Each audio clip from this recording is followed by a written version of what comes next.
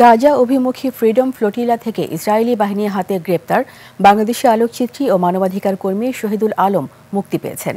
স্থানীয় সময় দুপুর 2:30টার দিকে একটি ফ্লাইটে তাকে তুরস্কের ইস্তাম্বুলে নেওয়া হয়েছে। এদিকে শহীদুল আলমের মুক্তিতে তুরস্কের রাষ্ট্রপতিকে ধন্যবাদ জানিয়েছেন প্রধান উপদেষ্টা ডক্টর মোহাম্মদ ইউনূস। মানিক শিকদারের রিপোর্ট।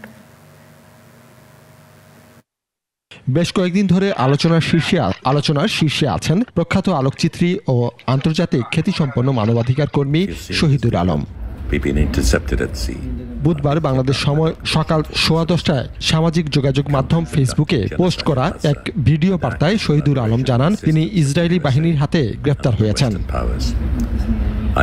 এ ঘটনায় সরকারের পক্ষ থেকে উদ্বেগ প্রকাশ করা হয়। সবশেষে জানা যায় শহীদুল আলম সহ বেশ কয়েকজন মানবাধিকার কর্মীকে মুক্তি দিয়েছে ইসরায়েলি বাহিনী।